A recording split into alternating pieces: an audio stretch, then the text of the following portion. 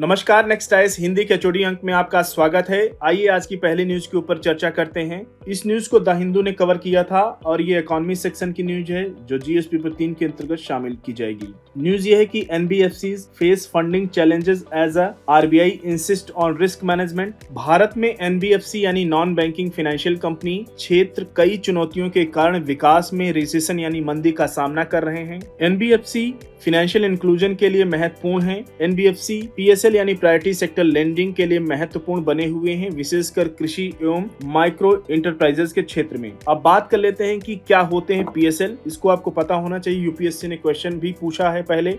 देखिए, पीएसएल यानी priority sector lending बैंकों को लोन का एक हिस्सा डेवलपमेंट के काम के लिए देना होता है, जो प्रायोरिटी सेक्टर लेंडिंग कहलाता है। आरबीआई के नियमों के अनुसार बैंकों को लोन का कुछ हिस्सा डेवलपमेंट के काम के लिए देना होता है, जो प्रायोरिटी सेक्टर लेंडिंग कहलाता है। बैंकों को फाइनेंशियल सेक्टर की ग्रोथ को पक्का करने के अलावा देश के डेवलपमेंट में योगदान करने का काम सौंपा गया है। बैंकिंग रेगुलेटर आरबीआई के नियमों के हिसाब से बैंकों को अपनी कुल लोन का डेवलपमेंट के काम के लिए देना पड़ता है। और अगर इसकी बात करें कि इसकी मिनिमम लिमिट क्या होती है, तो इसकी लिमिट बैंक के ओनरशिप पैटर्न के अनुसार तय की जाती है। लोकल बैंकों, प्राइवेट और पब्लिक दोनों के अपने नेट बैंकिंग क्रेडिट यानी एनबीसी का 40% प्रायोरिटी सेक्टर को देना होता है। 40% देना होता है, याद रखिएगा। और फॉरेन बैंकों के लिए ये लिमिट तय की गई, विदेशी बैंकों के लिए 32% की लिमिट तय की गई है। अब बात कर लेते हैं कि ये कब लाया गया था। देखिए, रिजर्व बैंक ऑफ इंडिया 1934 के सेक्शन 42(2) के अनुसार हर पखवाड़े में दाखिल रिटर्न के हिसाब से नेट बैंकिंग क्रेडिट का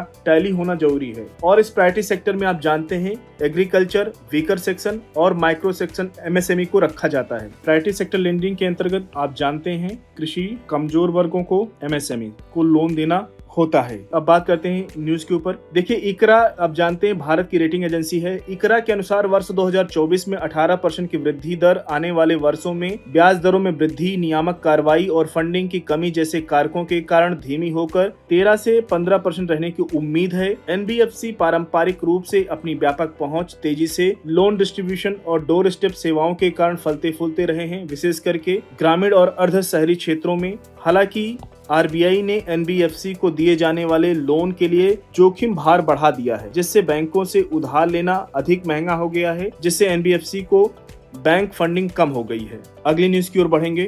इस न्यूज को इंडियन एक्सप्रेस ने कवर किया था अपने पेज नंबर 5 पर और ये साइंस एंड टेक सेक्शन की न्यूज है जो जीएस पेपर 3 के अंतर्गत शामिल होगी। न्यूज ये है कि PSLV to launch 2 satellites under Proba 3 mission on December 4। Bharat का पीएसएलवी रॉकेट 4 दिसंबर को प्रोबा 3 मिशन लॉन्च करने के लिए तैयार है, जिसमें सूर्य के कोरोना का अध्ययन करने के लिए 2 सैटेलाइट पैरेलल उड़ान भरेंगे। यह मिशन यूनिक यानी अनोखा है, क्योंकि सैटेलाइट में कोरोनाग्राफ एवं ऑकल्टर यानी अदृश्य दोनों होने के बजाय दोनों सैटेलाइट अलग अलग होंगे।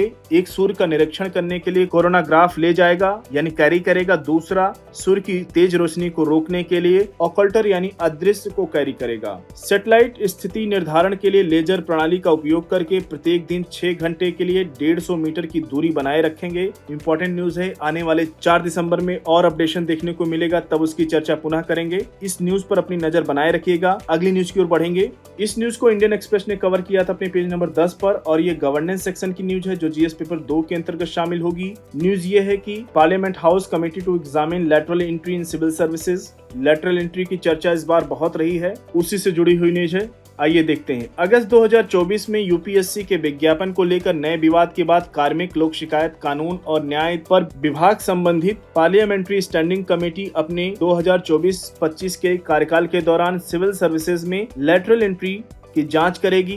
यूपीएससी ने लैटरल एंट्री के माध्यम से भरे जाने वाले 10 ज्वाइंट सेक्रेटरीज और 35 डायरेक्टर्स और डिप्टी सेक्रेटरीज सहित 45 पदों के लिए एडवर्टीजमेंट यानी विज्ञापन दिया था, जिससे राजनीतिक विरोध शुरू हो गया था। विरोध इसलिए शुरू हुआ, मुख्य विपक्षी दल के नेता राहुल गांधी ने कहा कि सरकार लैटरल एंट्री के माध्यम से नियुक्तियों को भर रही है, जिससे युवाओं को नुकसान हो रहा है। जो युवा यूपीएससी की तैयारी करते हैं जैसे आप, तो उनका नुकसान हो रहा है, जो कि यूपीएससी का एग्जाम क्वालिफाई करके लवासना में ट्रेनिंग करते हैं, तब जाकर के आईएएस ऑफिसर बनते हैं। बट लैटरल एंट्री आप जानते हैं, इसके माध्यम से सीधे यूपीएससी में उनका इंटरव्यू होता है और प्राइवेट सेक्टर को इंक्लूड किया जाता है। प्राइवेट सेक्टर के एक्सपर्ट लोग आते हैं, इंटरव्यू देते हैं और सीधे ज्वाइंट सेक्रेटरी की पोस्ट प्राप्त करते हैं। इस बार चर्चा में बहुत रहा है लेटरल एंट्री। आप एक बार यूपीएससी से जुड़े हुए पार्ट को रिवाइज कीजिएगा। यूपीएससी किस पार्ट में आता है? यूपीएससी भारतीय संविधान के पार्ट 14 के अंतर्गत, और इसके अनुच्छेद को रिवाइज कर लीजिएगा, कहां से कहां तक कवर होता है। ठीक है, इंपॉर्टेंट न्यूज इसलिए है और क्वेश्चन पूछ सकता है यूपीएससी प्रीलिम्स एग्जामिनेशन में।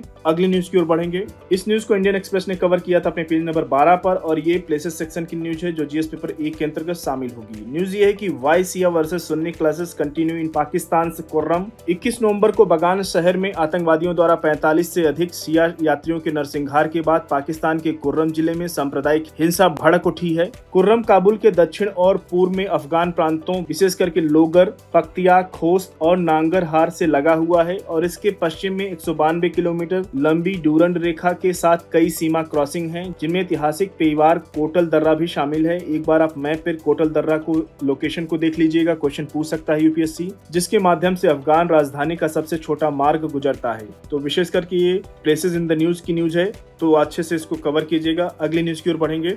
इस न्यूज को इंडियन एक्सप्रेस ने कवर किया था अपने पेज नंबर 12 पर। इन्वायरमेंट सेक्शन की न्यूज है जो जीएस पेपर 3 के अंतर्गत शामिल होगी। न्यूज ये है कि treaty to tackle plastic pollution. सोमवार से 170 से अधिक देश दक्षिण कोरिया के बुसान में मैरीन पॉल्यूशन यानी समुद्री प्रदूषण सहित प्लास्टिक प्रदूषण को समाप्त करने के लिए एक नई कानूनी रूप से बाध्यकारी वैश्विक संधि पर बातचीत करेंगे। यह वर्ष 2022 में संयुक्त राष्ट्र पर्यावरण सभा द्वारा प्रारंभ की गई वार्ता का 5वां एवं अंतिम दौर है। अब बात करते हैं कि ग्लोबल प्लास्टिक ट्रीटी की आवश्यकता क्यों पड़ी है। देखिए, प्लास्टिक प्रोडक्शन वर्ष में जहां 234 मिलियन टन से दोगुना होकर वर्ष 2019 में 460 मिलियन टन हो गया है, और वर्ष 2040 तक 700 मिलियन टन तक पहुंचने का इसका अनुमान है। ये चिंताजनक स्थिति है, इतना प्रोडक्शन बढ़ जाएगा। 10% से भी कम प्लास्टिक कचरे की रिसाइकलिंग किया गया है अभी तक, जिससे पर्यावरण और महत्वपूर्ण प्रभाव पड़े हैं, जिसमें एंडोक्राइन डिसरप्शन और कैंसर जैसी बीमारियां शामिल हैं। प्लास्टिक क्लाइमेट चेंज में योगदान देता है, जो वर्ष 2020 में ग्लोबल ग्रीन हाउस गैसेस के उत्सर्जन का 3.6% उत्पन्न करता है। अब बात करते हैं इस नेगोशिएशन का फोकस क्या था, यानी इस वार्ता का फोकस क्या था। प्लास्टिक प्रोडक्शन की समाप्ति से प्रभावित श्रमिकों के लिए न्यायपूर्ण संक्रमण सुनिश्चित करना है। तो इम्पोर्टेंट न्यूज है, इस पर नजर बनाए रखिएगा। अगली न्यूज की ओर बढ़ेंगे। इस न्यूज को द हिंदू ने कवर किया था, और ये इकोनॉमी सेक्शन की न्यूज है जो जीएस पेपर 3 के अंतर्गत शामिल होगी। न्यूज इंटरनेशनल कोऑपरेटिव अलायंस के ऊपर है। आईसीए यानी इंटरनेशनल कोऑपरेटिव अलायंस यानी अंतर्राष्ट्रीय सहकारी गठबंधन एक वैश्विक संगठन है जो दुनिया भर में सहकारी समितियों को एकजुट करता है, उनका प्रतिनिधित्व करता है और उनकी सेवा करता है। वर्ष 1895 में इंग्लैंड के लंदन में प्रथम सहकारी कांग्रेस के दौरान स्थापित यह सबसे पुराना और सबसे बड़े नॉन गवर्नमेंट ऑर्गेनाइजेशन में से एक है, जो वैश्विक स्तर पर 1 बिलियन यानी 1 अरब सहकारी सदस्यों का प्रतिनिधित्व करता है। दुनिया भर में लगभग 3 मिलियन सहकारी समितियों के साथ आईसीए सहकारी आंदोलन के लिए विशेष टॉप बॉडी यानी शीर्ष निकाय के रूप में कार्य करता है, जो सहयोग, ज्ञान के आदान प्रदान और समन्वित कार्रवाई के लिए एक वैश्विक मंच प्रदान करता है। जैसा कि हम सब लोग जानते हैं कि भारतीय संविधान के 97वें संविधान संशोधन के द्वारा संशोधन अधिनियम 2011 के द्वारा आर्टिकल 43B अनुच्छेद के अंतर्गत सहकारी सोसाइटियों का संवर्धन को प्रावधान शामिल किया गया। उसको पॉलिटी में रिवाइज कर लीजिएगा, क्योंकि डायरेक्ट यूपीएससी क्वेश्चन नहीं पूछता है, लेकिन अब चर्चा में है आईसीए को लेकर के, इसलिए कोऑपरेटिव सोसाइटी के ऊपर क्वेश्चन पूछ सकता है। अंतर्राष्ट्रीय सहकारी गठबंधन के 105 देशों में से 306 से अधिक सदस्य संगठन हैं। इसके सदस्यों में अंतर्राष्ट्रीय और राष्ट्रीय दोनों सहकारी संगठन शामिल हैं, जो कृषि, बैंकिंग, उपभोक्ता वस्तुएं, मत्स्य पालन, आवास, बीमा और उद्योग और सेवाओं जैसी आर्थिक क्षेत्रों की एक विस्तृत रेंज का प्रतिनिधित्व करते हैं। अगली न्यूज की ओर बढ़ेंगे। इस न्यूज को पीआईबी ने कवर किया था, और ये हिस्ट्री सेक्शन की न्यूज है जो जीएस पेपर 1 के अंतर्गत शामिल होगी। न्यूज ये है कि न्यूज लचित बोरफुकन के ऊपर है। केंद्रीय बंदरगाह जहाज रानी एवं जलमार्ग मंत्री श्री सर्बानंद सोनोवाल ने आज यहाँ महान अहोम सैन्य कमांडर लाचित बोरफुकन को उनकी 402वीं जयंती पर श्रद्धांजलि अर्पित की है। उन्होंने सराय घाट की लड़ाई के दौरान लाचित बोरफुकन की बहादुरी और रणनीतिक प्रतिभा पर प्रकाश डाला, जिसने मुगल आक्रमण के खिलाफ असम की रक्षा करने में महत्वपूर्ण भूमिका निभाई। अब देखिए, ये न्यूज चर्चा में है, तो हिस्ट्री सेक्शन में जाकर के लाचित बोरफुकन के ऊपर क्वेश्चन पूछ सकता है यूपीएससी, इसलिए इसको अच्छे से रिवाइज कीजिएगा। मंत्री ने बोरफुकन की विरासत को राष्ट्र, विशेष रूप से युवाओं के लिए एक प्रेरणा के रूप में बताया है, और देश के लिए आत्मनिर्भरता और समर्पण के महत्व को दोहराया है। और अभी जब वर्ल्ड हेरिटेज साइट के रूप में भी अहोम साम्राज्य के मोइदम को भी शामिल किया गया था यहाँ पे, तो इसलिए मोइदम को रिवाइज कर लीजिएगा। वर्ल्ड हेरिटेज साइट के रूप में शामिल किया गया है असम के मोइदम को क्वेश्चन पूछ सकता है यूपीएससी। अगली न्यूज की ओर बढ़ेंगे। इस न्यूज को ऑल इंडिया रेडियो ने कवर किया था और ये एनवायरमेंट सेक्शन की न्यूज है जो जीएस पेपर 3 के अंतर्गत शामिल होगी। न्यूज ये है कि India European union energy panels hold 10th meeting in Brussels. Bharat यूरोपीय यूनियन ऊर्जा पैनल की 10वीं बैठक 21 नवंबर को ब्रसल्स में आयोजित की गई।